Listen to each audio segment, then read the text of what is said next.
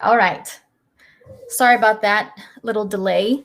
Had some brief technical issues, but we should be live now. Hopefully it's working now. Oops, let me mute that. Sorry.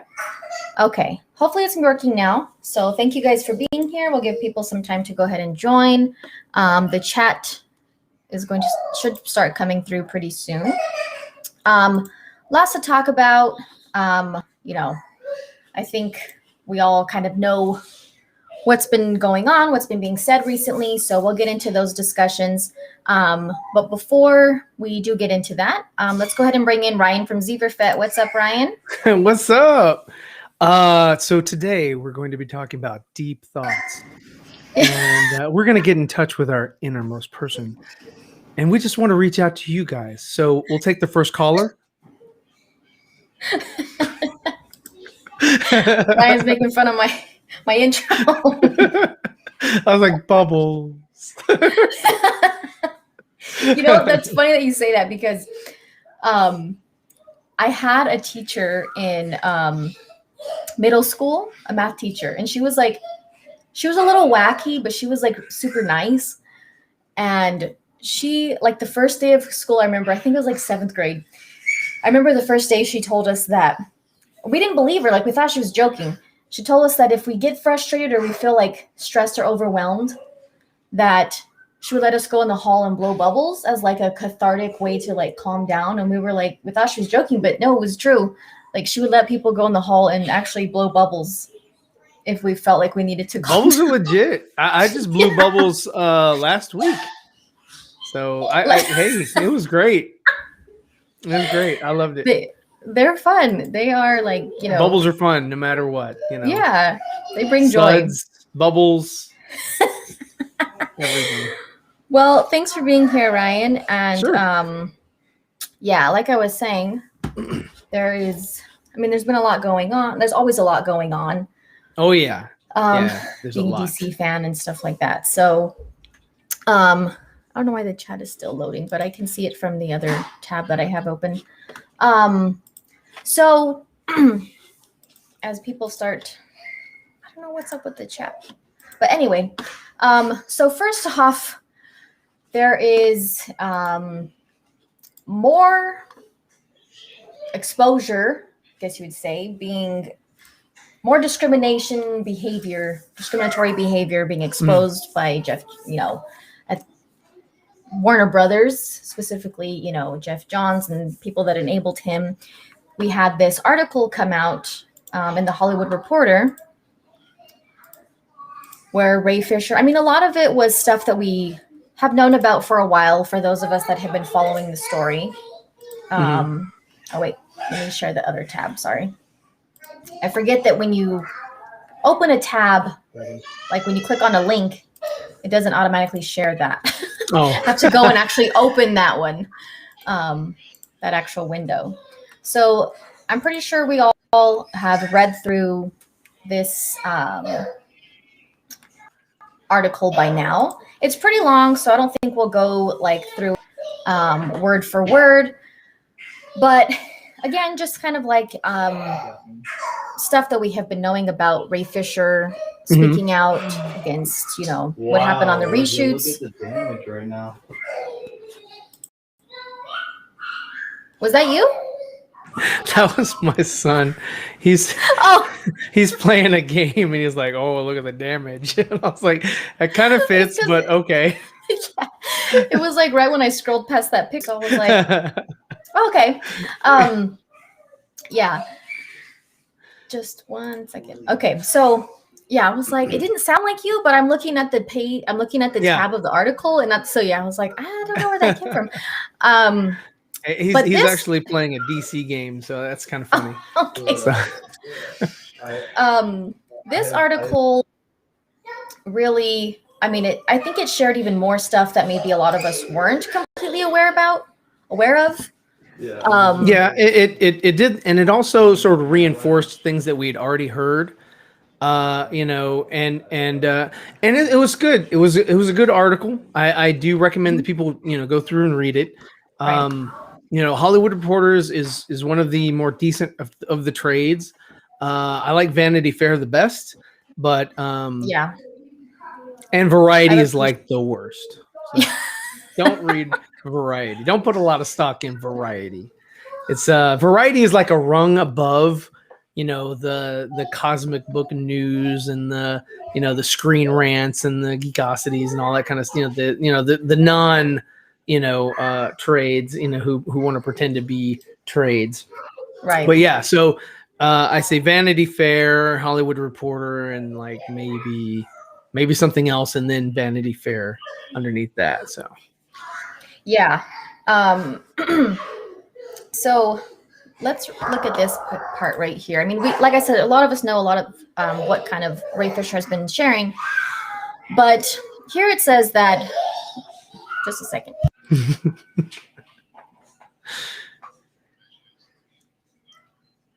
So what's up, C0? What's up, Zell? Sorry. No, it's cool. What's up, Parang or crazy. Parag? What's up, Jacob? Yeah. How you guys doing? I see a couple people in the chat. Yeah, the chat is kind of wonky on this on the restream today. I don't know why, but yeah, I know it's not coming through. But I see it on the YouTube. What's up, Sam Q? Yeah, Variety is. Yeah. So. They've been, yeah. When the hit pieces come out, a lot of them are from Variety. Not all of them, but a lot of the stuff that they've shared since. Yeah, a lot of them are, unfortunately, and so yeah. But I have appreciated, like you said, I think Vanity Fair has. I've really appreciated, their coverage of Zack Snyder's Justice League and DC and stuff like that. So like Forbes is what I was thinking of before. That is a rung above Variety. So that so it goes Vanity Fair, Hollywood Reporter, Forbes, and then Variety. Yeah, I think I could agree with that. I mean, unfortunately, one of the writers that we probably were happy to be writing for Forbes was the Faruqi. Mm-hmm. Yeah, and he got let go or released or whatever they did. Mm-hmm. And so I mean, but he's from what I've seen, he's doing good with his brothers, and they've got an awesome show, and they're doing very good on their own. So hey, congrats. So they do, and I mean, it was about this stuff that Ray Fisher, was willing to share with him. So and that was he was working for Forbes. So that's why they're a rung above Variety. Yeah. So Ray Fisher was saying in this article that Zack and I always considered Cyborg's story to be the heart of the movie. Oh, Terrio said that. Sorry, Chris Terrio. He has the most pronounced character arc of any of the heroes, and he is whole in that he is loved. So, yeah, I mean, it was in the movie. You can see it was his sort of journey, right? Like Batman had already been established. Godot's Wonder Woman had already been established. Cavill's Superman had already been established. The Flash, I mean, everybody pretty much knows who the Flash is because of I want to say Grant Gustin. So we didn't really get an origin story there with him. And then Aquaman, I mean, we really didn't get an origin story with him either. But I mean, we got an Aquaman movie. So, but actually, the Aquaman movie would have did come chronologically, came after Justice League. So yeah, I mean, so those three, the Flash, Cyborg, and Aquaman were the three that did not really get explored. But out of the three, Cyborg was the one that was highlighted. Yeah, exactly. And like you were saying, with Aquaman, I guess it's kind of weird now. Not weird, but like it's like watching Zack Snyder's Justice League, and then you really see how Aquaman, his movie, really just picked up right from there. Like, he says, I got to go see my father. And that's kind of where that movie picks up. Well, he starts telling the story of how his parents met, but still, I mean, there's a couple of things in there that are not the same. Like, for instance, sorry to get off subject, but Mira says in the Snyder Cut that her parents died in war, but then in Aquaman's movie, she has her father. She has Dolph Lundgren. Yeah. Now it could be, that they're related, or it could be that, she's an adopted kid. I don't know. Yeah. They could change it and they could do something else with it, but yeah. Yeah, not I mean, he did there a are lot of some interesting, but minor still. differences here and there. Yeah. Mhm.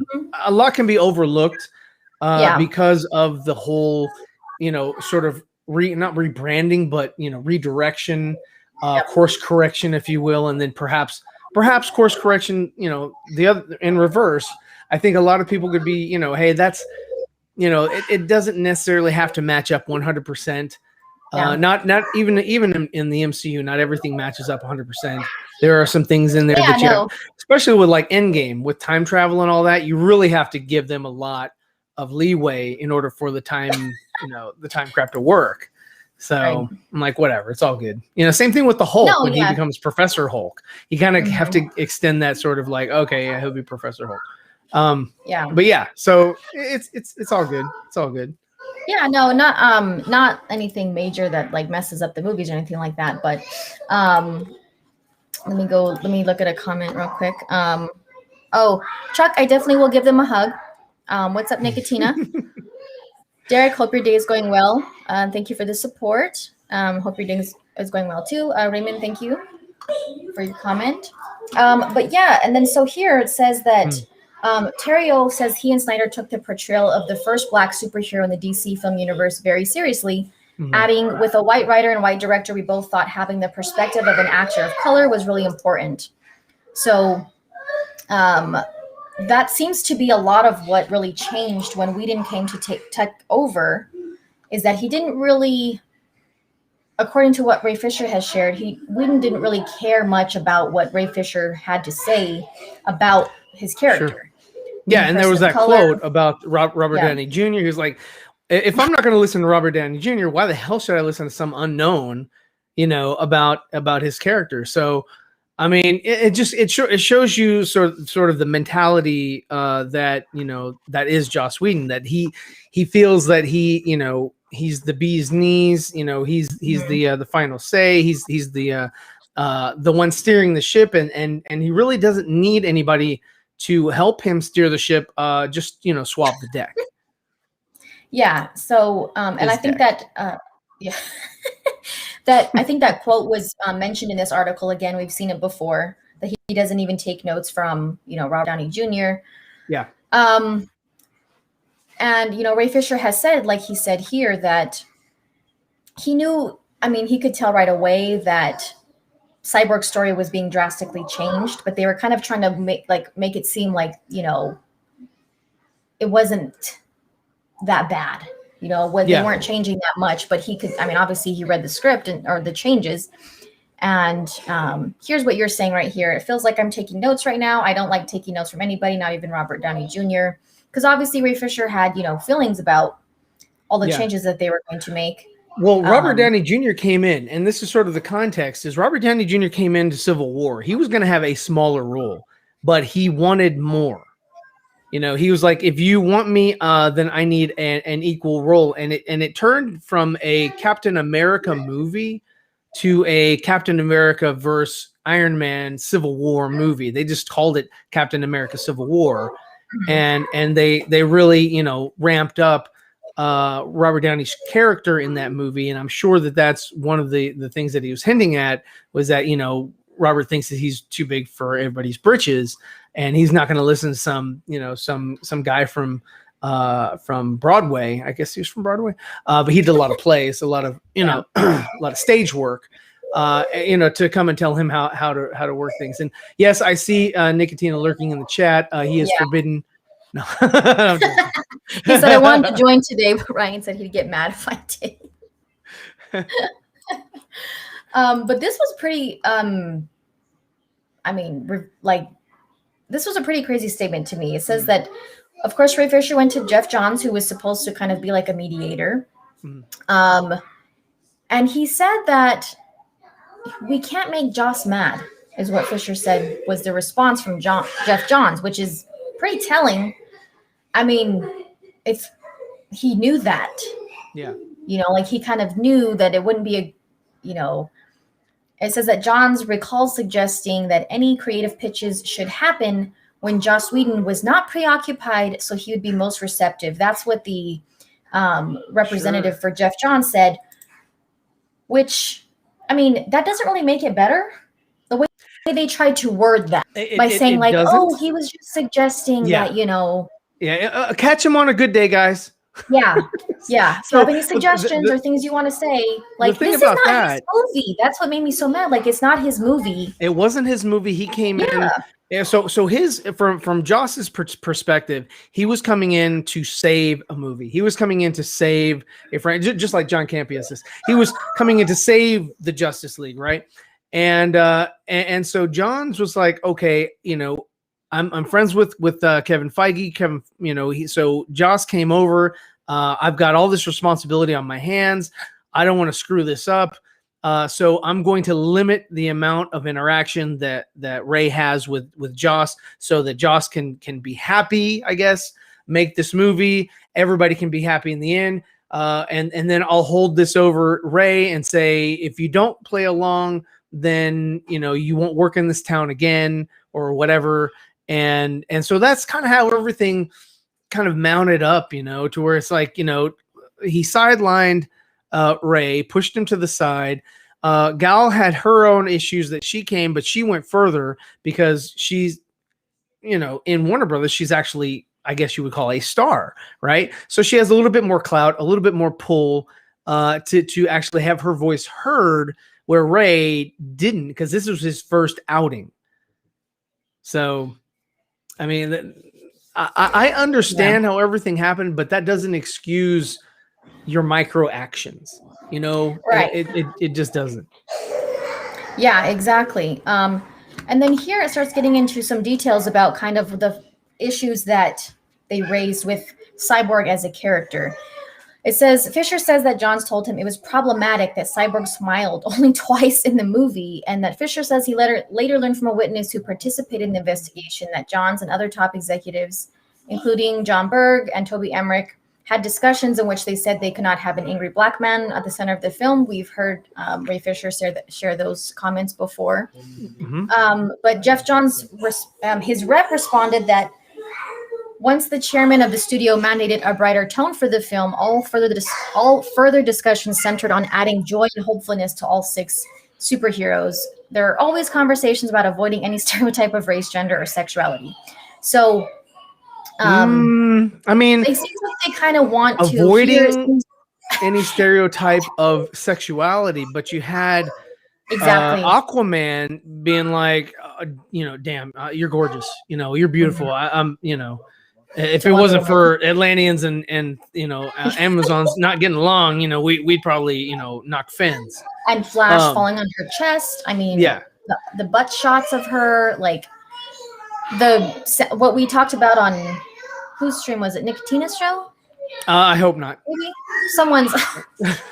someone's stream that we were talking about the groans, the sexual. Oh yeah, the sexual groans. We didn't even understand or hear that until it was played for us. That might no, I think that was on the 4 Nerds. That was when you guys had Kirsten, right? Yeah. You're talking about her that article. Was, and so yes, you're right. Unfortunately, that was the Nicotina show. So yes, no, we were on there and we were no, everybody subscribe to Nicotina show. If you haven't already, you're probably lucky. But yeah, so no, we were on there and we hadn't heard that yet. You know, we hadn't heard all the groans and all that. And that was the sexual, you know, sort of noises that I don't know if Gal made that or if somebody else made that for Gal when she was like getting, you know, when she was in the fight with Superman. Very strange to have in the film. Yeah, and it's like, okay, yes, we have seen the theatrical version, but then it's like you forget about things like that. And then when you see Zack's movie, I mean, a lot of people were probably going back and watching the theatrical version after they watched the Snyder cut and kind of comparing stuff. And when you catch on to more like, you know, things that are not completely obvious right away, like that, it's like, wow, that was, I mean, I would have noticed that if it hadn't been pointed out for me. If it hadn't been pointed out, I wouldn't have known either. It was much like somebody was saying that they didn't even know Ray Porter was actually in the film until he was pointed out to you know, to them. And then now they can't not, you know, see him there, you know. So it's like, that it's the same situation. It's like, there's a lot of things where it's like, if it's not pointed out to you, it goes unnoticed because it's subliminal. It's in the background. It's not in the foreground. So it's not a point of interest. So you just you take it in, and it's kind of like, like they would, sort of be like in subliminal messaging. Whenever you ever saw the wonderful movie, Josie and the Pussycats. But they had that sort of like, orange is the new pink. And they had this other track that was playing in the backgrounds when you were listening to the music, and they sit there and they sold it. So what they were selling in those scenes was sex. Oh, wow. I mean, I'm sure, this, of course, like these kind of things happen a lot in films, but it's like, this is just so much, it's offensive.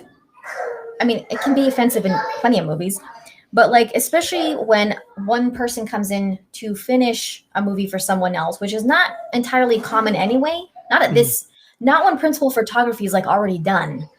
The only other situation I know of is Rogue One and Solo. So Solo is kind of the same context, but reverse. So Solo, you had those two guys that did 21 Jump Street, and then they like 80%, 90% of the movie was shot, and then you had this other director, Ron Howard, come in, change the movie, take some of the elements, but change the movie into something completely different.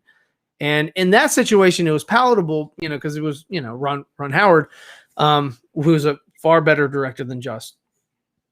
And so, yeah, I mean, would I have liked to have seen the other movie that was, presented as just a comedy, that had, it was what were they? What was the name of those people? I can't remember. It was two guys, and they're the duo combo or whatever directors that did 21 and 22 Jump Street, and then they went and did Solo. But anyway, that was this. That's the most, and that's actually really recent.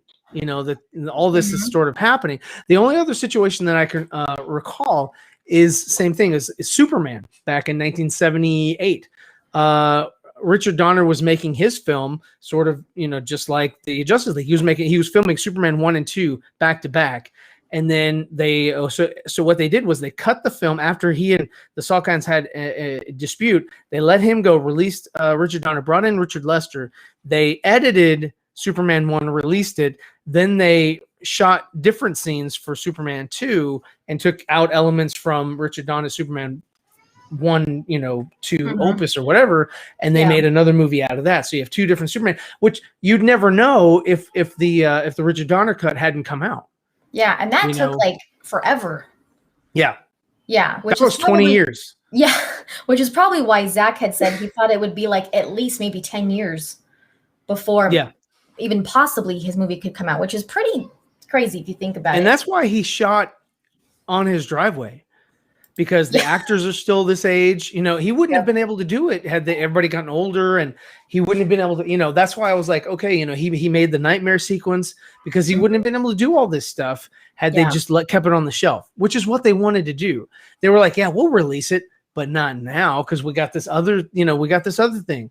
And then AT&T puts it out. Why does AT&T put it out? Not just to make amends to Zack. Not, hey, I heard you were wrong. They didn't do that. It was because they said, hey, let's see what you got. We have these fans that are sort of crying out for this project or whatever. Let's see, is it worth our time? Is it worth our attention? And from the meeting that they had, seeing the cut, version of the cut that they saw, they were like, you know what? Yeah. Lord and Miller. Yeah. Phil Lord and Chris Miller. They're the ones. Yeah. Thank you. Thank you guys. But yeah, no, they were like, this is something that we're going to invest $70 million for. Again, it's that same thing. It's like, why would they invest $70 million just to make amends? Just to, hey, Zack, I'm glad you're happy now, but, you continue working over at Netflix and keep making Dawn of the Dead movies and Camelot movies and all kinds of stuff. We just want to throw $70 million so that you'll say, you know what, AT&T, they're not that bad. Yeah. Yeah, I don't buy it either. I don't think that's one of the things that I think will, we'll get into that in a second when we start talking about the strange data about Zack Snyder's Justice League. As you know, I'm sure a lot of you guys have seen that too. These charts that are going around talking about the numbers. Yeah. But this just goes on to talk about how, John told Fisher he should play the character less like Frankenstein and more like a kind-hearted Quasimodo from The Hunchback of Notre Dame, which I think is a really strange thing to say. Yeah, because Frankenstein was a doctor. And he didn't want him to play the part as a doctor. I didn't think that that's where they were going with that. Frankenstein's monster, is that what they're talking about? I guess that's who they're referring Frankenstein's to. monster, yes. Yeah, no, people just mistakenly call the monster Frankenstein. No, it's actually Dr. It's the doctor, that made him. Yeah. So he felt Cyborg was kind of a modern day Frankenstein. I didn't have any intention of playing him as a jovial cathedral cleaning individual, is what Ray Fisher said. But of course, John's representative tried to have a comeback by saying Jeff gave a note using a fictional character as an example of a sympathetic man who is unhappy and has an inclination to hide from the world, but one whom the audience roots for because he has a courageous heart. But then at the same time, they're saying that a character who is unhappy and has an inclination to hide from the world, but then it's a problem that he only smiles twice in the movie. Obviously, he's not going to be very, happy about his life, but in the theatrical version, you don't even really completely understand why, because they just took out his whole story. You get a tiny bit of it, but not in a way that really helps you completely understand. Yeah, and they left Silas alive at the end. Yeah, exactly. He didn't even lose his dad. Yeah, he didn't lose his dad. And they were happy at the end. They were like, kind of patting each other on the back, and like having a father-son kind of, little thing and whatever. And that was weird. And I thought this was important. Fisher told Johns it might be one thing for a non-Black person to write a character for a comic, but it was another for a Black actor to portray that character on screen. So obviously it's important, to Ray Fisher that he do the character like justice by, actually portraying him on screen. And so he said it was like he was assuming how Black people would respond rather than taking the advice from the only Black person, as far as I know, with any kind of creative impact on the project. So they just really didn't care about anything that he had to say. Yeah. Nadria Tucker, the writer who worked on Superman and Lois and Krypton with Jeff Johns, has also been very vocal about, comments that he's made about what is and is not. And I agree with Ray Fisher when it comes to Zod. So like his family didn't resemble Michael Shannon. I was like, well, that's actually a good point. I didn't care.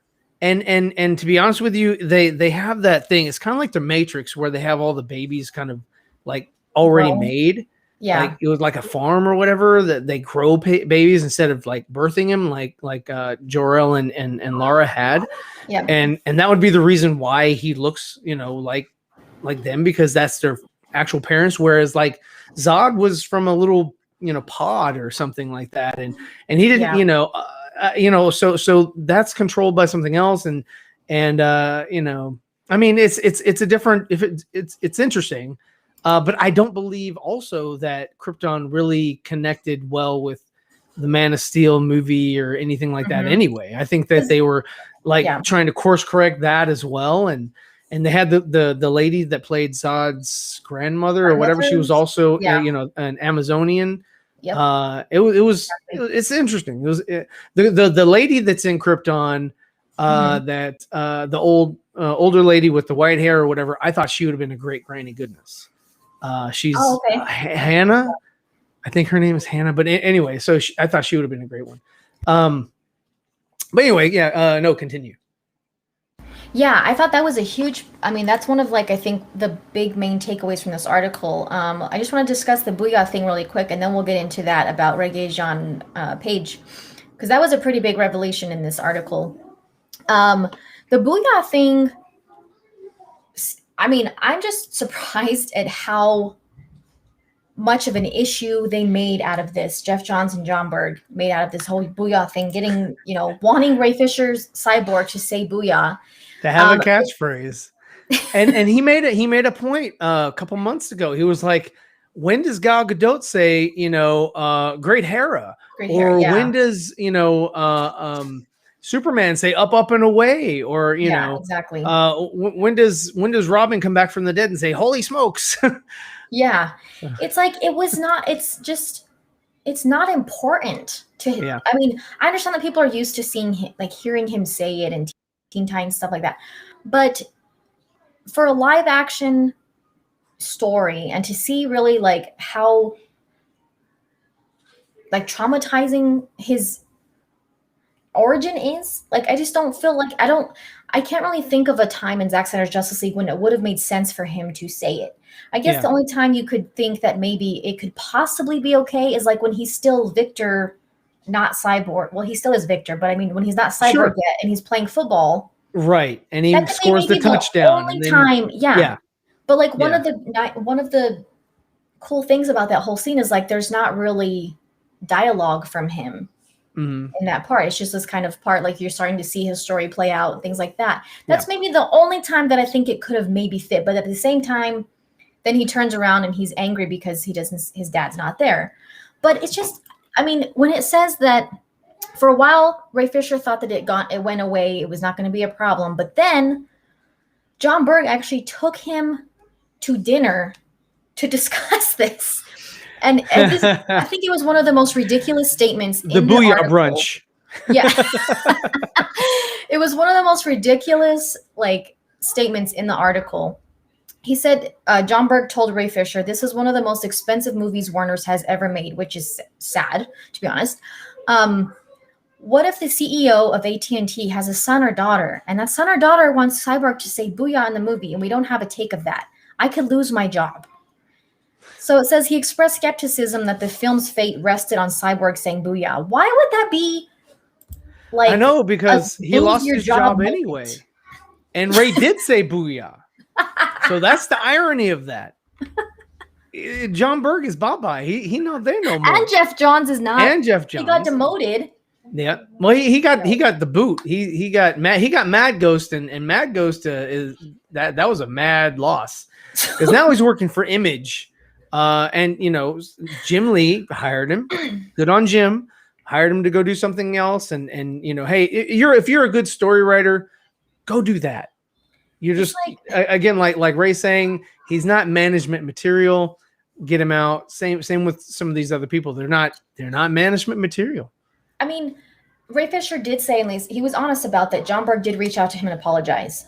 So he's like, I appreciated his apology. Yeah. Like the only one that did that. So, it reminds me of that guy from that Adam Sandler movie, the one from Fargo. And when Adam apologized to him, he's like, oh, okay, no, don't worry about it. Shut the door, and crossed Adam Sandler's name off the list. I think, was it Wedding Singer? Or I can't remember. But he was like, he crossed his name off the list because he was going to go kill him. Yeah, it's like, okay, Ray Fisher was, he was honest about that. But then it seems like Joss Whedon was just such a jerk about it because eventually, we know that Ray Fisher was kind of forced into saying it for the movie. And you could tell, like, if you watch that part of the movie, it's just kind of like when Amy Adams looks very uncomfortable doing the thirsty conversation, with Diane Lane. Like, it looks genuinely uncomfortable. It doesn't look like she's just acting, like you can kind of tell that he didn't want to do it.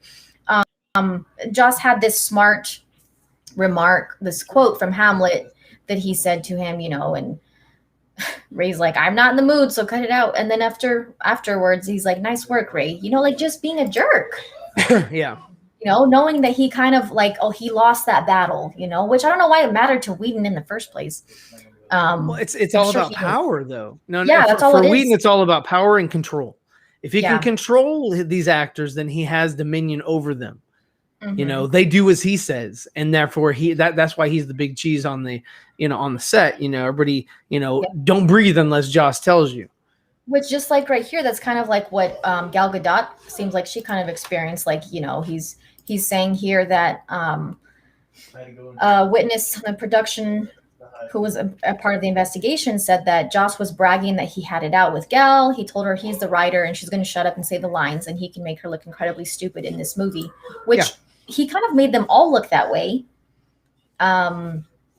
He did that to all of their characters. He dumbed them down, made them look idiotic, and it's just, I mean, we know he wasn't the right fit for the job, and that that falls on Jeff Johns and everybody else who said yes to bringing Joss on here. And this is one thing that you have to understand about the culture of Hollywood or producers or whatever, is that they can't be wrong. If they're wrong, they lose their job.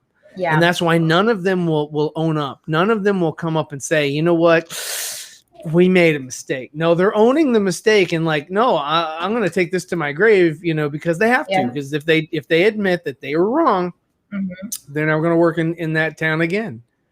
Which is why, go ahead. No, I was going to say, and hey, see you later. So. Yeah, I mean, that's why Ray Fisher has described them as being like enablers, because they knew they were aware of the issues that were happening, the problems, but they weren't taking care of it. They weren't. Well, it's a good old boy system, right? Yeah, exactly. They're going to protect each other. Yeah, this is the way we've done things for decades. Yep. And maybe even a century. This is the way that we do things. You work for us. You have no say in anything. You come out. You perform for me. You're my trained, animal or whatever, and you do your thing, and then that's it. And I don't really care about your input. And to an extent, I can understand that. If I'm to perform a function, then I perform the function. But if it goes wrong, it's did I do it the way that I was told to do it by my superior? If so, then my superior is the one that's at fault, because they're the ones that instructed me to do it this way. Yeah. And so I'm covered. I'm good. So I can see that. And yes, Ray did say something a while back about this was his first, big feature. And, this is sort of unorthodox, just not common for like Zack and Chris to come and say, hey, we'd like to talk to you about the character. Help us to create this character. Usually It's not like that. And so when Joss came in, Joss is of the other, sort of He's hierarchy. On the other side of this spectrum. Yeah. Right. Where I don't care what you have to say. We're not building a character. I know the character that I want you to be this character. And this character says Booyah 30 times in my script. Yeah. Yeah. And that's why a lot of people that, when they talk so highly of Zack, that's really a consistent thing that they have to say about him, is that he's collaborative. He's open to hearing people's ideas and their opinion. If they have an idea of like, oh, can I try it this way? And maybe I want to try this. Like, go for it. And that's one of the sad things too, that came out in that Vanity Fair article that we were talking about earlier, is that when Whedon was being brought on before Zack left, he was kind of like, okay. He was like optimistic and open-minded about it. He wasn't even, I'm sure part of him kind of felt like, what the hell is going on? Like, why? Sure. But at the same time, he was like, hey, if he has something to add that could work, like, why not? He wasn't even a jerk about it. I think a lot of people would be if the roles were reversed, and so here's what, like I said, a big revelation that came out of this article was that it says multiple sources tell THR that the show's creators were passionate about doing some non-traditional casting, talking about Krypton, the series, that Rege-jean Page, who would go on to become a breakout star of Bridgerton, great show. If you haven't watched it, recommend it, had auditioned for the role of Superman's grandfather, but Johns, who was overseeing the project, said Superman could not have a black grandfather. The creators also wanted to make one superhero character, Adam Strange. Okay, that was a different story. Gay or bisexual, but sources say Johns vetoed the idea on that too. So this was a pretty big revelation, especially because now, like it says, breakout star Rege-jean Page, he's been kind of a hot topic ever since Bridgerton came out on Netflix. He kind of was like the standout star of the show. And it's like, what's the problem? I mean, and then it says, that they wanted, here it says, as for the role of Superman's grandfather, the rep says, Jeff John's rep, believed fans expected the character to look like a young Henry Cavill, but Cameron Cuff doesn't look like a young Henry Cavill. He doesn't. He looks like more like a young Chris Reeve, or he doesn't look like a young Henry Cavill, like Brandon or whatever. He doesn't look like Cavill at all. No, not at all. And like you were saying, I mean, when they first kind of were talking about the Krypton show, like announcing it that it was supposed to be in the same universe as Man of Steel, I was excited because I was like, oh, yeah, cool. But it really doesn't feel that way. Like the show wasn't bad or anything, but well, they didn't use any of the technology that was shown in Man of Steel. Like none of the similar, like his thing, but I didn't feel like it was part of the same universe. Yeah, to me. Yeah, no, I mean the costumes were changed up. Everything was different. It didn't have connective tissue at all. Zero connective tissue. No. Derek in the chat says, just need a clean slate with WB. Get some people that care, I think, for their business and with what's good for business. That's giving what the fans ask for, because that's what I need Snyderverse ASAP. Yeah, exactly. They just don't make good business decisions, which is, what they're afraid of. Right. So when AT&T bought out Warner Brothers, they're a telecommunications company that sort of, bought this this company, which is the same thing. I mean, Time Warner, they're also a telecommunications company. Yep. They bought that outfit. So I mean, you do want to get the old regime out and replace them, but you can't just uproot everyone. And you have to do it you have to stagger it, because you got to keep other projects going on as well. So it can't just be night and day, like a light switch turn on and turn off, like, okay, you 30 have to go. It can't be like a and Saturday then I replace you with, they can't just, all you people are gone tomorrow. Like they're too big of a, it's not like a mom and pop store, like a little private business, And they're all protected by I'm sure they're protected by guilds and other fail safes, so that they don't just lose their job on the whim. They have and they're in contracts and things like that. So I mean, I'm sure there's ways around. I mean, obviously, if people have to go, for certain reasons, like Kevin Tsujihara and his, scandals and stuff, I'm sure they can get out of contracts that way. But I think that was one of the things people were hoping for, is that when Kevin Tsujihara was, gone, like, oh, this could be. Oh, he was the bad apple. And no, that wasn't it. A couple times in that article, in this article, they want to kind of put the blame on him, since he was the CEO at the time. Which some of it, we know that he was the one who wanted the 2-hour mandate, lighter tone, all of that. Sure. But that doesn't mean that the choices that they made. I mean, the choices they made just completely destroyed the movie.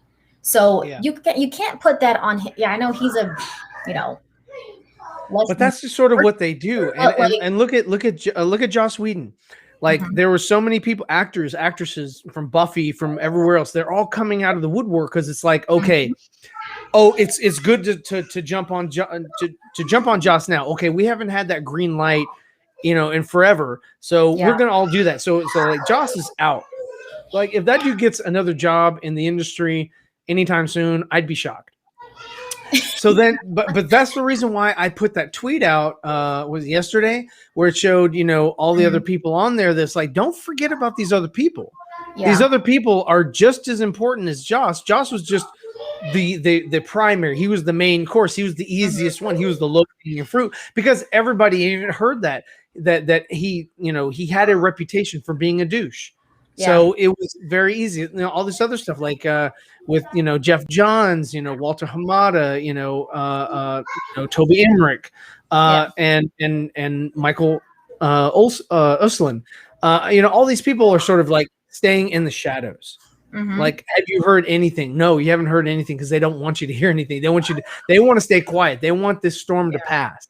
Like, oh, okay, good. Yeah. Just like Kevin Tsujihara, Joss is now gone. Okay, we'll wait for the storm to clear. Yeah. And I think that they maybe they thought that just because They released the movie. Now it's out. Like, people are going to not really care about that anymore. Like, you got your movie that you wanted, that was but the all this hope. stuff still matters, Yeah. because now it really exposes them even more. Well, that's why, when Zack was talking, or he gave that interview, he was like, yeah, they wanted me to release it as is.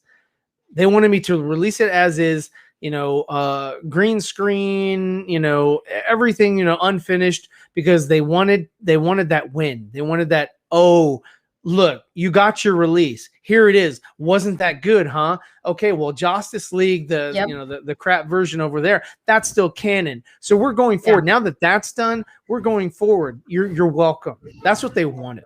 But they didn't get that, so haha.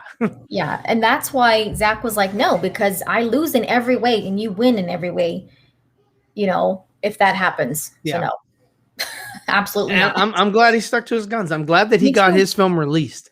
I'm glad that everybody got to see it. I'm glad that the white and the blue check marks are liking this thing.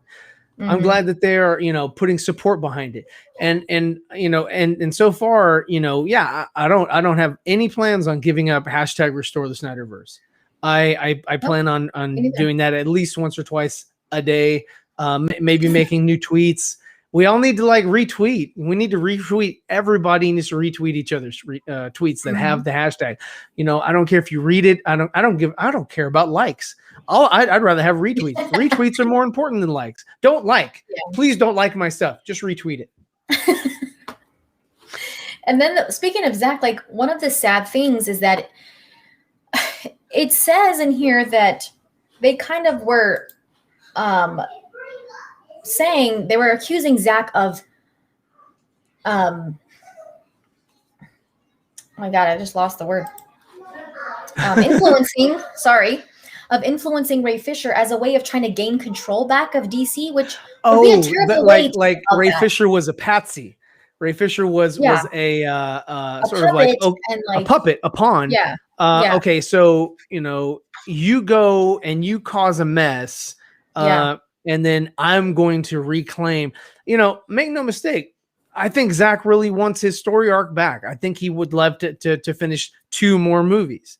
Do I think that he wants to claim ownership of the whole universe? The only other thing that I could see him claiming is Ben Affleck's Batman film, or Batman project, we'll say. And that's so that nothing can happen to Ben while he's working on his thing, so that he can produce something that he really wants and loves and has a lot of heart in. So fantastic for that. I think those are the projects that he actually would come back and care about, and then just leave his name on the producing, just like he is on Wonder Woman 84, the Batman, the Flash movie. I mean, Zack's producing all those. He has producer credit on all of it. So I think he would continue with that. But those are the 3 projects that I think that he would want to come back and complete. And then therefore he can say, okay, I have, I feel satisfied with this. And I mean, that's pretty much it. But no, I don't think that Ray was used. I think that Ray just felt like, hey, all these things are happening. And he got clearance to do so. Somebody gave him clearance to go. Yeah. It's, NDA is up. You can say whatever you want. And he did. And he started off with Twitter, and he'll probably end on Twitter. So, I mean, as far as this whole thing, this whole campaign, with hey, we did it. We got X, Y, and Z, and I'm pleased and happy with how these things, ended up, and moving on to bigger and better things. Would I like to see a Cyborg film? Sure. Yeah, I'd like to see one. I think he's a great actor. I mean, he still has to grow into the character. And dive a little bit more deeper and sort of get more enriched in the world that is, Victor Stone Cyborg. So yeah, I mean, I would love to see that. Yeah, I think a lot of people would, especially now after seeing the Snyder cut. I would think that they would want to see him in the Flash. And I think that that poor movie. that I'm sorry, but that movie is dead before it even began. I mean, it already had bad press. They tried to combat the bad press with Supergirl, the casting of Supergirl. They're like, Mhm. this'll turn the tide. Oh, it didn't. Oh, okay. What else can we do? We'll replace the dad. That'll turn the tide. Oh, that nobody cared about. But he's from Office Space. Nobody cared. Oh, okay. So yeah, I mean, it's like they're trying so hard to get people to care about this stuff, and I'm caring less and less about the Flash project. Michael Keaton's like, I don't really want a part of this. This is drama. This is stupid. I mean, in that comment that he made, that's kind of like all over the place. It just seems scatterbrained. Like he's kind of like somewhere on a he could care less. Oh, somewhere on an iPad I have a script, and somewhere on an iPad I have a script, and but there's a lot going on, but it kind of just didn't seem like it was much of a priority for him, which in my opinion, I don't think it's necessary for him to be in the movie. Like, I think the main reason they wanted to do that was just to for nostalgic purposes, because I don't bring that back. Really any other purpose. It's okay. My kids have been yelling since we started. I don't think there's any other reason why they would want him, why WB or the studio would want him to be in the movie. Not that it's a bad thing, but I think the only other reason that they would want him to be in that movie is to try to bring that live action Batman Beyond. But they can do that with Netflix Batman. He doesn't have to they could, but see, the thing is, and the way that's sort of constructed is that the Batman the Animated Series stemmed from Batman from Tim Burton's Batman. So that's where Kevin Conroy and all those were inspired from, was Danny DeVito and Jack Nicholson and all that. So that's why there's sort of ties to that, and that would be like something for the fans, kind of like a sort of a give back to the fans or whatever. Because Michael Keaton was supposed to be in Batman 3. He was supposed to be in Batman Forever, but he didn't like the script. I had some dealings with that as well as far as the movie, but didn't happen. So they went with Val Kilmer and Chris O'Donnell, and whatever. So it's all good. Yeah.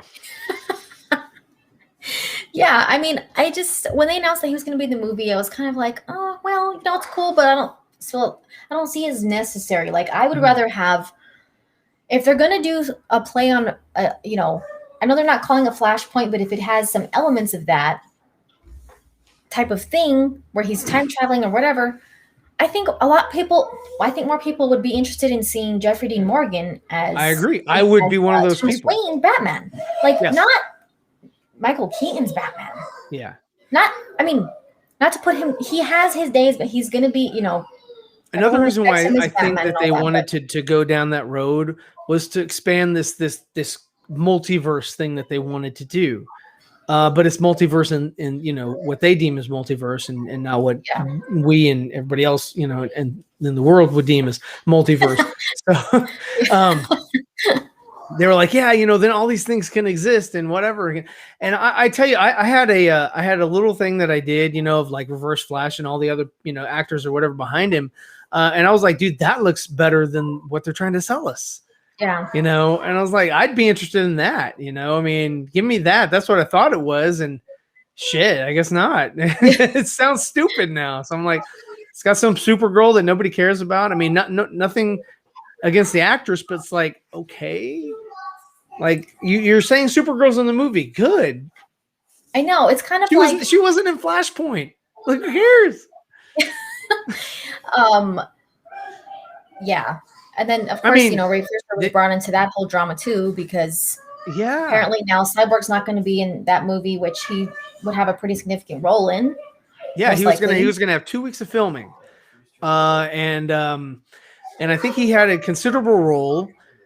And then they tried to reduce it to a cameo, and then when he made the Hamada statement, which I agree with, they were like, wow, this is an easy out. Let's not have him in the film. This is awesome. Win-win. And we wouldn't know about this. We wouldn't have heard about this had Ray not said anything. Yep, exactly. And that's why Has Warner Brothers ever, from then till now, have they ever Muschietti, have they said anything about Cyborg? I know, nothing. Nothing. The last thing you heard from them about Cyborg was Muschietti's sister, and she was like, "Oh yes, of course, Cyborg's in the film," because she knew the script. Yeah.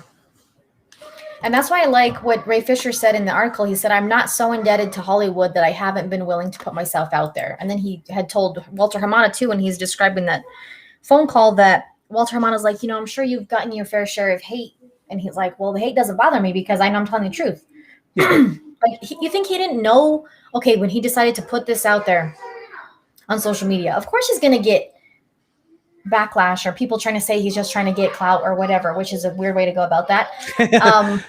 Especially in this line of work. I mean, with any, I mean, seriously, who would want to work with somebody? Executives.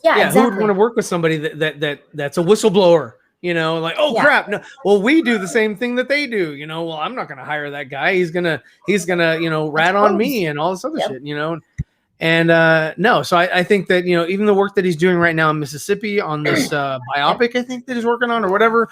What are they called? It's women in the Women of the Movement. Women of the Movement. There you go. It's those. What are they called? The type of series that every season it's about a different story. It's about a different time period, different point of interest. A different. It's kind of like Quantum Leap, but without. But they're true stories. They're true stories. I forget what they're adaptations of true stories. So yeah. Yeah. So every season it'll have a different story that is being told. Protagonist. Yeah. And so, yeah, I think that's going to be a good one too. So he's like, I don't care because I know I'm telling the truth. And like he also said in the article, like even if I don't get the the results that he probably wanted or whatever, he's like, at least I know, like I'm letting people know the kind of person that they're dealing with these different people. Well, and also nobody has sued him. Nobody has come out and sued him for slander, for libel, for anything. For anything that he's written, anything that he's put in, in interviews, anything that he's said verbally on streams or on his own Instagram channel. I mean, there's nobody's done anything, and the reason why is not because it's beneath them. They'll attack him, they'll squash him. But they can't. They've come out with plenty of hit pieces. They've come out with plenty of smears against him and stuff like that, statements. But he's said they could sue me anytime. Yeah, and so So yeah, I mean that's why I've been backing him since the beginning. I relate to him. I can understand. Very similar situation was happened with me where I was fighting against people who were being protected, and in my situation I lost, but I actually didn't because I no longer work there, so which is a good thing. But yeah, so and that's why I empathize with him. So yeah, I mean, I'm totally down, and my jersey's right there. Got it, Victor Stone. I'm a supporter. So yeah, I mean that's what's up. Plus, it's like for people who are so like, well, where's this? Where's that? What do you have to say about this? Like people that are so like annoyed by it. Why would you believe this studio that has lied to us about everything regarding this universe? They haven't been honest about anything. Yeah. Yes, there were some different people back then in charge, but like, they told us, they weren't making drastic changes. Yeah. It was just going to be, they were just finishing up what Zack wanted them to. They weren't changing. It was still Zack's vision, you know, that Zack was the one who brought in Whedon, which he was not. They told us all those things and they were not Frosty the Snow Momoa. Yeah, exactly. And then it's like, saying that they have these big plans for such and such characters. Like I would have loved to have known what Jason.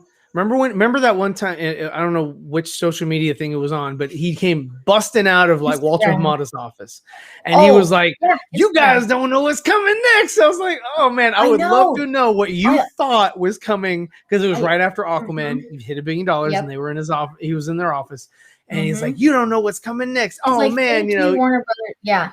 I always wondered what that was too. And I think at the time, a lot of us were like, "Oh, he's talking about the Snyder Cut," you know. But obviously, that was long before. I thought he was talking about like Aquaman 2 and 3 and maybe there was going to be spinoff movies and all kinds of stuff that was going to feature him and from the $1 million project, zero. We've got nothing from Aquaman. Well, in what, 3 years? They were going to do a trench, but they canceled that too. I don't care about the trench. I never did. I don't think, I mean, to base a movie off of that one place, I was like, it could have been cool as like a small mini series, but like, I don't even know. I mean, I don't care enough, and there's not enough audience interest to garner a full production to go into that. No, what you do is you fast track Wonder Woman 84 got an announcement like within 24 hours, but Aquaman, we're still hearing crickets. You got to be kidding me. We know that there's going to be an Aquaman too. Yeah, but they're not talking about it. They're not fast tracking it. They're not. They haven't greenlit anything. It's not greenlit. Well, I thought it had a release date. Release date doesn't mean that it's greenlit. I guess that's true. Yeah. But I mean, they're sitting on it, and why are they sitting on it? Yeah, because Jason is good friends with Zack. Black Adam is finally starting to film this week, and I was saying last night that like, they should be very happy and thankful to Dwayne Johnson for sticking around this long. Yeah, and still wanting to do this movie. Like, he has waited like over a decade, literally, to do this movie. Over a decade for this role. I mean, before we even got Man of Steel, like, they should be very happy that with his star power, that he still wants to do this movie. And I mean, they should be anything that he wants. Like, they should be just giving him. They should just be letting him do whatever he wants with this movie. Because I'm curious to know his position on all this. Me too. I mean, I know he likes Zack's world. I know that he has rapport with Henry Cavill because they're agents and all that. I know that he likes what's been going on. He wants to be a part of a franchise. This thing is New Line Cinema, Warner Brothers joint. I get that. There it is. Sorry. Someone told me in the chat the word. An anthology. Oh, yes. Anthology. Yes, I knew it started with an A. What's up, Snyder Steppenwolf? Yes, he's in True Detective. So, yeah, I mean, I do think that he would be on board. I mean, I could see him fitting more into Snyder's type of universe anyway. I know we're not going to see his movie still for a while, but like, I don't know. After seeing Shazam, I don't know if I could. I don't know if it makes it. For some reason, I picture more of like Black Adam going up against Superman, Henry Cavill's Superman, than Shazam. I think what they're going to do is sort of whatever the Rock makes with the Black Adam movie, they're going to try to morph or have Shazam conform to that world, and that will be Shazam Part 2. Will be that sort of darker tone or whatever, and he's still the bright shiny kid and whatever. And that's the only thing that sucks about that is that these kids are getting older. They're not going to be kids anymore, and it's like, what's the point? It's like 20-year-old Shazam, and it's like, oh, I'm already here. Yeah. So. I guess that's true. Yeah, that could be a problem. Because, Asher Angel, I mean, he was already like a younger. He's already like a young teenager. I think he's like 19 or 20 now. So yeah. Yeah, I mean, and the kid from It, that was the cripple friend. I forget his name. I forget his name, but yeah, his adopted brother. He's older now too. Freddie. Freddie. His character's name. Freddie, yeah. I don't remember his real name though, but yeah. I don't know how they're gonna do that. I mean, there are instances of like 20-something year olds playing like 15-year-olds. You know, like they can make those kind of things work sometimes, but I think with a boy it could be harder with a male because they start looking older in the their face. Like, features, faces right? Their change more features than like start a girl. changing. Yeah.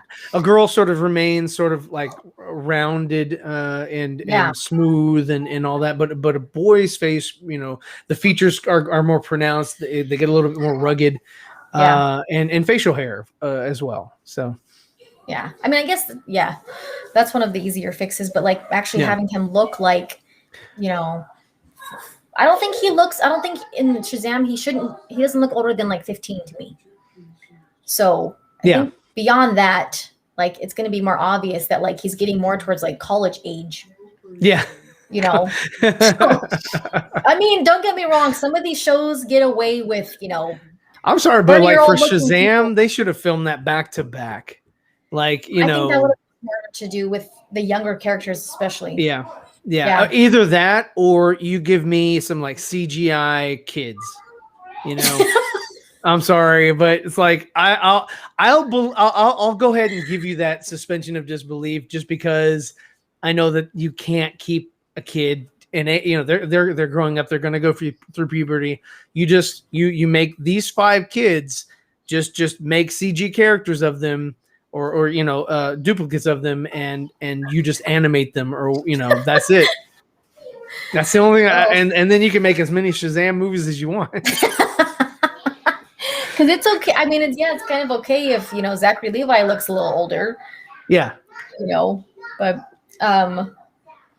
before we switch gears, I just want to share that Rege-jean page actually he tweeted about you know what was mentioned in the Hollywood Reporter article, and I know WB's mad right now because the LA Times reported on you know what happened with Rege-jean Page auditioning for Krypton and being. I mean, now it kind of sucks that he found out this way. He said, "Hearing about these conversations hurts no less now than it did back then. The clarifications almost hurt more, to be honest. Still just doing my thing. Still we do the work. We still fly." Yeah. So I highly doubt at the time that he knew why Jeff Johns didn't want to give him the role. And it's not like, I know some people are making an issue like, oh, well, the guy that they cast was fine. Yeah, but that's not the point. You know, it's not a slight at anyone's talent or being chosen for the role. Yeah, he was perfectly fine. But it's a problem when Jeff Johns is like, oh, well, Superman can't have a black, you know, grandfather because people expect a person that looks like a young Henry Cavill, which he doesn't. But then, like, Ray Fisher pointed out in the Hollywood Reporter, well, why does it make sense then for Zod's ancestors to be black if Michael Shannon is not? Like, that's not okay. And the villain's family, you know, it's fine, you know. I also kind of, I mean, in Superman versus Lois, in Superman and Lois. Superman versus Lois. Woo! Are you still watching that? I got to the second episode. I haven't seen anything past the second episode. I don't like their pick for Jor-El. He's not inspiring. He kind of threw me off too. Yeah, I'm not crazy about him either. Like him. I'm not crazy about him either. You know, the only person on screen that's black so far, if I remember correctly, is Luthor. Lex Luthor, the villain, which is another problem, you know, which Nadra Tucker has also, you know, made her. She's kind of talked about the representation issues that she had with that show too when she was working on it. So I feel bad for Rege-jean Page because, I mean, that's pretty that's disheartening, you know, to read that and then find out like, oh wow, like one of the main reasons I probably didn't get the role is because they didn't want a black person, you know. And it's like Superman. Yeah, but that's speculation. If that was a definitive, then I'd be like, okay, yeah, let's jump on that. But that's just speculation. You know, I mean, I'm sure that there were other people that went up for the role that didn't get it. Of course. But like, if John's made a comment that Superman can't have a black grandfather, that's a problem. If that comment is there, then, and that was, you know, real, then you know, hey, you know, he's not fit for that kind of stuff. Go have him write stories for comic books like they do, you know, because that's where he shines at. He should not be in charge of anything. Yeah. live action, which and they kind of tried, his rep kind of tried to keep in that article, keep saying like, oh, he's written so much about Cyborg. He's written, and it's like, who who cares? Yeah, that is You know? moot. That's a moot point. I don't, that Yeah. doesn't that's not comparing anything. That doesn't give you qualification to be a casting director or whatever. Now, I mean, do I feel like every show needs representation of everything? I don't believe so.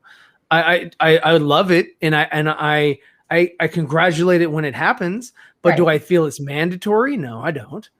If a story or a character or a group, or if a large role or whatever calls for it, then there you have it. I think the best actor should win. So there you go. I mean, like it's the guy Cameron Cuff is perfectly fine for the role. There's nothing,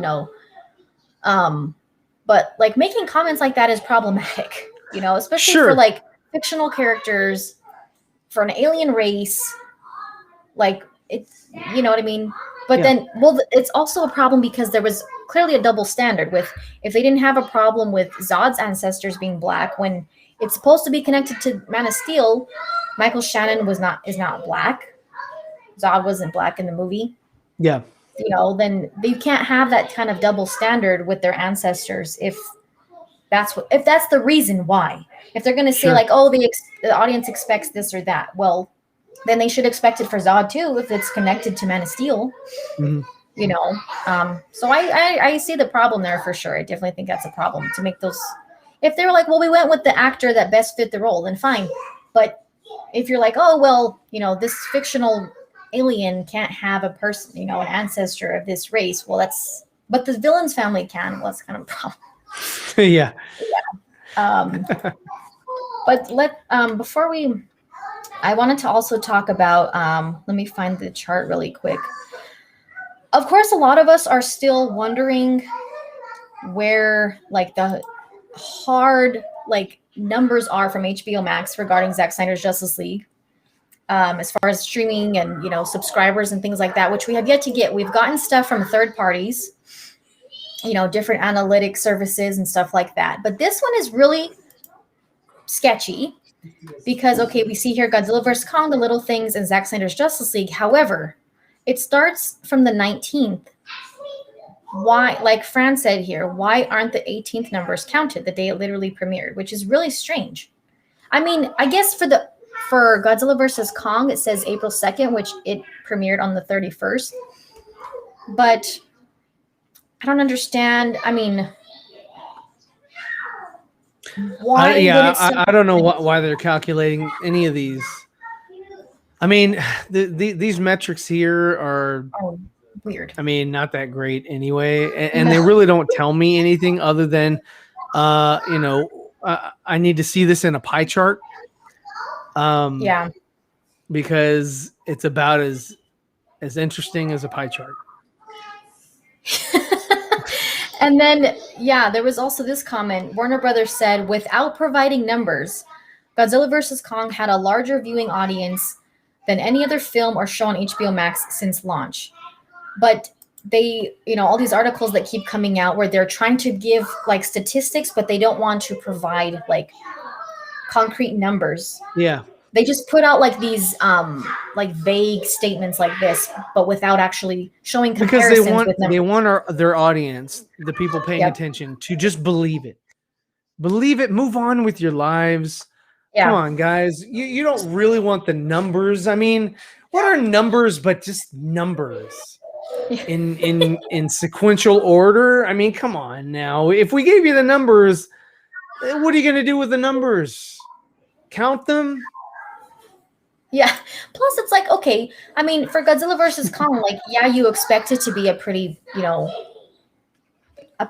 wasn't that great. It's not amazing, but given the, the genre and the characters, like, you expect it to be a pretty successful movie. Yeah, I expect it to be a success. It was but I don't know if I believe this, like, a larger viewing audience than any other film or show since they launched. I don't believe that.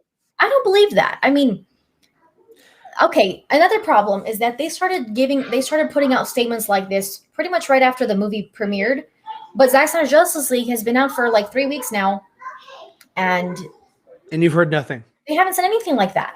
There was like that one, and I think it was from HBO Max, where it was like, stunning, brilliant, best movie of the year, blah blah blah, and that was just because all the critics notes, right? Critics notes and all that, and it was really nice, and they were like, and by the way, it's over, know, and that was kind of it. It was like, guys, you had your day in the sun, please leave us alone. Yeah, and I think a lot of people are, I mean, what is it, their Investors Day or something that's coming up? That's coming up, and the numbers to be turned in, I believe, are on the 20th of this month. So we should know something by the end of this month. If we go into May and still we're in the same situation, we do another stream like this, then we're never going to get anything. Yeah, they'll never release it again. Because I mean, it's privatized. It's their that's their data. We're not owed these numbers, but it is suspect that they do that, and I mean, it just kind of sucks.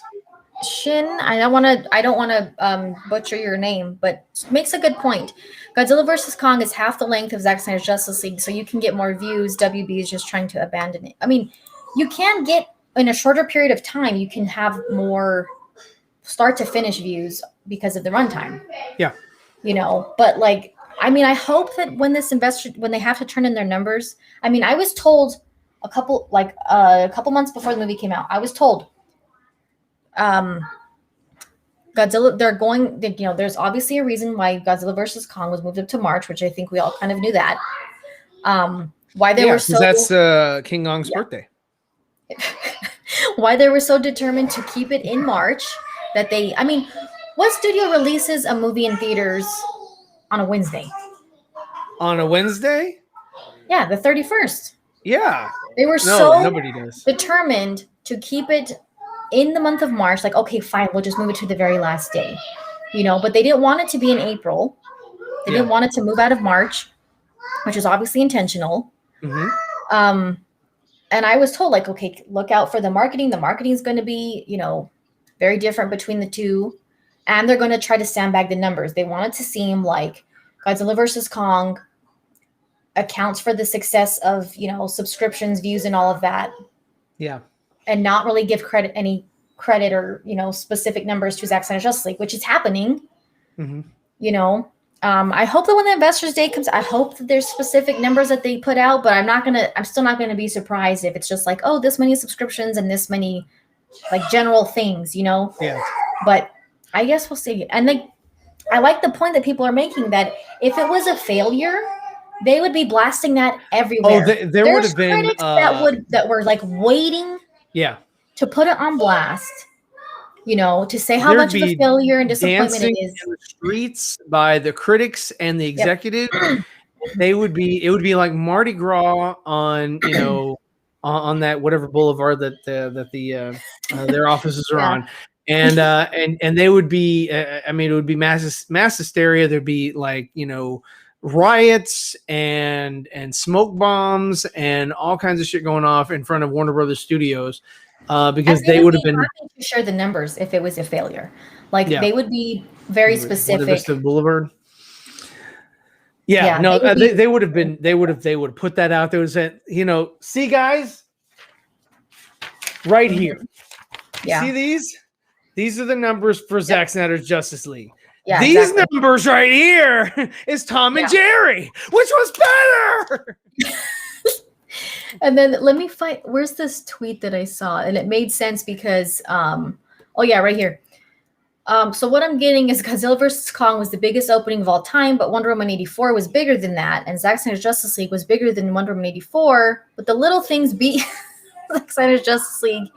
And Judas and the Black Messiah beat Little Things. So Judas and the Black Messiah beat HBO Max's all-time release. That's what it's saying. Every time they put something out, it's like, oh, all-time this, all-time that, Well, that's because this was bigger than this. Up the metrics because they've never had this before.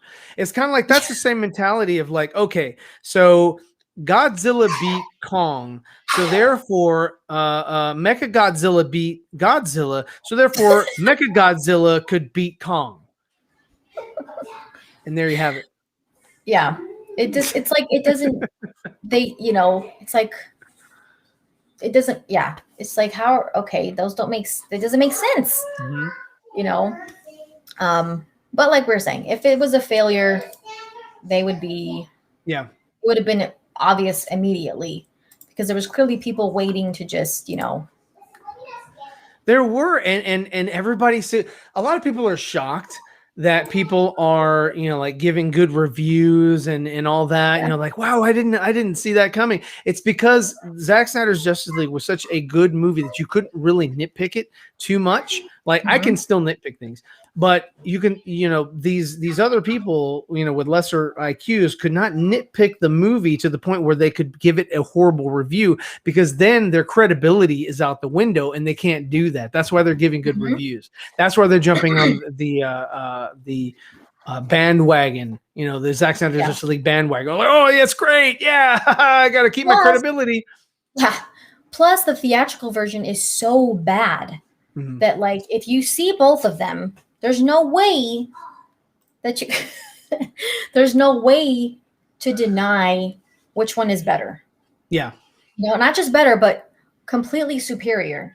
I don't care what you think about Zack Snyder or his other movies, or I mean, there's people that are like not into Man of Steel and BVS, but they're like, this is amazing. So I think that's a part of what the studio was afraid of, and they weren't expecting. They're kind of just expecting that it would be, stop it, mommy. That's exactly what they would say. They were like, just guys, stop it, guys, quit trying to get the numbers, stop it. I think that's part of what they were afraid of, is that or what they thought was like, oh, it's just gonna be the Snyder fans. It's not going to be general audience people. It's not going to be, the critics, which is what they want, right? They want this general audience. They want a wider audience and the critics and all that, but not with Zack's stuff, just the stuff they supposedly have planned. Yeah. Yeah.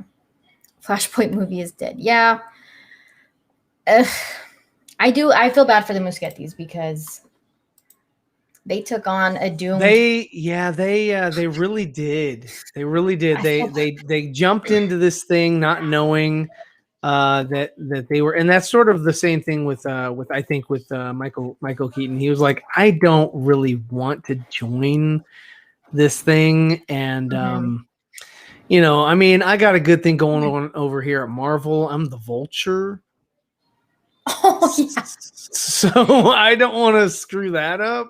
It was actually. I mean, I like being Batman. I was cool as Batman, but I'm gonna go. I liked him as Vulture. I thought he was one of the highlights of the movie for me. He was the best part of the movie because I did not like the Spider-Man. I thought he was too whiny. I'm not a big fan of Homecoming or Far From Home. Yeah. I don't know if I'm down with like Homeward Bound or whatever the homeschool or homework. What was there, or home run, whatever it's called. Yeah.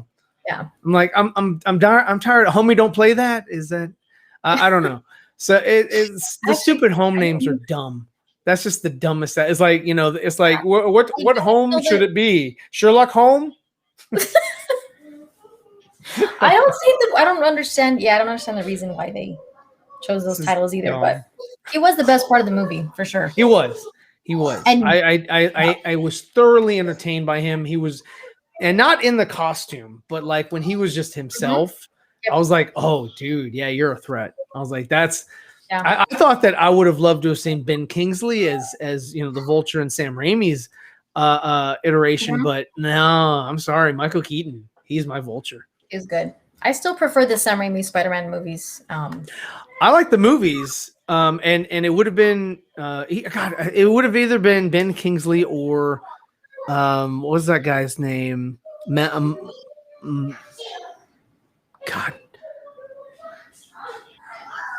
Milovich or whatever. What's his name? At the end. He's in a lot of movies. He was in. Was it? No, that was oh God, what was he? God, he's been in a lot of movies. Oh my God, I'm drawing a blank. If somebody knows who I'm trying to think of in the chat, please let me know. Malkovich, John Malkovich. John Malkovich. Wow. I knew it. I You're knew. good, I was like, Shin. milk of magnesium. So, John Malkovich. Yes. Thank you. So, yeah, I know. So it would have been either Ben Kingsley or John, and they would have been good. But I really did like Michael Keaton. Yeah, me too. I was like pretty I think surprised by how Sam much I liked him. Raimi, he shouldn't have done Venom. He should have only stuck with Sandman and made Sandman the focus. And that should have been, because what they were doing back then was like, okay, we can't just have one villain. Yeah. We gotta up the ante. You had Green Goblin in the first one, Green Goblin and Goblin. I mean, I'm sorry, Dr. Octopus and Green Goblin 2 is starting up. And then in the third one, we'll have Green Goblin 2, Venom, and Sandman, and that'll be. We won't have to do anything. It'll make itself. Yeah. And, I think they could have stuck to just two of them. But the main problem I had with Venom was the cast decision. I was like, why would they ever choose him? Not to knock him, but really, as a no.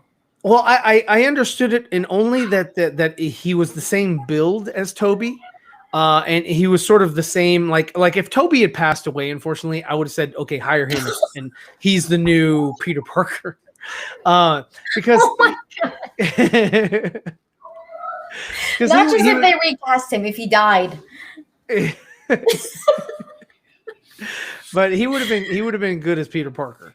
But he was hot off the cuff of that 70s show, and he was, he's a good actor. I don't know, yeah, I'm not trying to knock him. Go for Grace. I mean, but he was. Don't see him as the. I mean, no. When he's when he's just Brock and they're kind of like at each other's throats and he's kind of just like a, this jerky guy that you probably don't really like. Mm. Okay, fine, but I don't know. I think there's probably other people that might have fit the role better as Venom. Well, I mean, they should have gone with somebody, a little more true to who Venom was, a little bit more, more, I guess, bigger, bulkier, or whatever. Yeah. But what they did with Topher was that they were like, he's an up and coming star or whatever, and they were trying to say, okay, well, this costume can only fit somebody who has a similar build to Toby. So they were like, all right, this makes sense. And he'll be kind of crazy and the webbing will be weird because it'll be, pulled off of him by Toby and then it'll be sort of reassembled by the symbiote or whatever. So I understand what they were doing. They just didn't do it right. And it could have been better. It could have been more compelling. I'm cool with multiple iterations. Like Venom, the movie, I liked it the first time I watched it. Mm-hmm. And then the second time I watched it, I liked it less. And then the third time I watched it, I like it less because it was kind of a goofball, goober movie. And I was like, okay, whatever. I don't really care. And I'm not really excited about the sequel. Yeah. Especially with that line from Woody Harrelson at the end. It was like, there will be carnage. I'm like, what? That's such a goofball line to say, what's your name? I don't know. Carnage? Yeah. A little too on the nose. Yeah. A little too much. Yeah.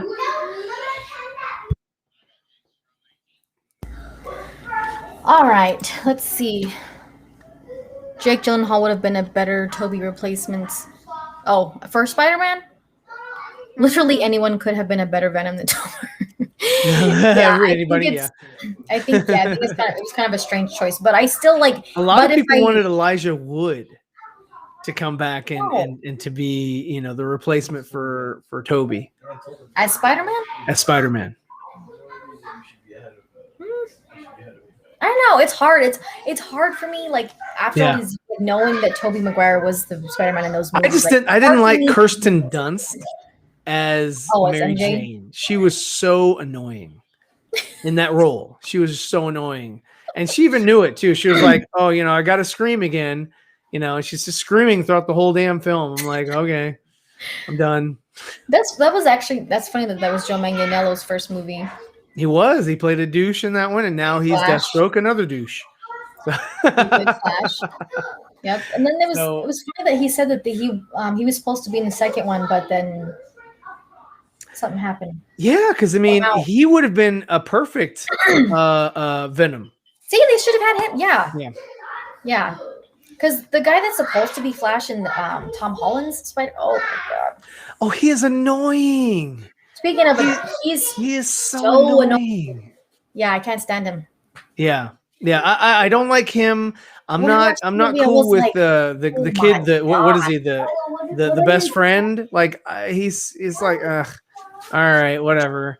I don't like the MJ, the Michelle. I guess not the Mary, the Michelle in this universe. Zendaya. Like, yeah. I'm like, dude, I'm sorry. Go back to Step It Up because you did not step it up for this role. Yeah, I don't know. I haven't been crazy about Tom Holland's and she's Spider-Man. in Dune, so I'm like, oh man, I hope that doesn't suck. I mean, I like her, but I liked her in that TV show, but in the Spider-Man movies, no, and I haven't seen her in anything else, so I'm not really well versed in Zendaya. Yeah, but just the Spider-Man movies in general. I mean, I don't know. I just don't like them. Like Frodo a lot of it is just his suit. Like a lot of what he does is his suit. Yeah. You know what I mean? And I don't know. I'm not crazy about it, but like I'll watch them, but I think I've only seen the first two just one time each. I didn't buy either one of them. Yeah, no, I don't have either one of them. I do own the Sam Raimi Spider-Man 1 and 2. Mm-hmm. I don't have either of the Amazing Spider-Man. I think even those are better either of the new ones. Yeah, I don't own those ones, but they're still better in my opinion. Yeah, so I don't know. I mean, I don't care anymore, really. Yeah, I don't. I mean, they lost my interest for the home thing, and so this third Spider-Man, I don't care about. I don't care if it has Toby. I don't care if it has Andrew. You know, I just don't care. Yeah. Frodo cannot be Spider-Man. I'll watch it. Yeah, Frodo cannot be Spider-Man. Okay, I wasn't doing the casting. It was just fan casting back then. They were like, if Toby doesn't come back, who's going to replace him? And so that was one of the people that they threw out. And they made like the side-by-side comparison shot or whatever. And they were like, oh, man, his features are pretty close and whatever. And I just remember that. And I was like, okay, well, I mean. I can't see it. I can't see it. You can't see it? No. I can't see him as Spider-Man. I liked that Tobey Maguire, like his Spider-Man was emotional. You know? Yeah, I mean, when he ugly cried. That's and like when he's pulling the train, like that whole sequence is he's like he looks so horrible. I'm like, damn, dude, calm down, bro. And like when his uncle died, you know, it was that ugly cry again, and I mean. Toby's full of ugly cries. Could you imagine Toby as Frodo?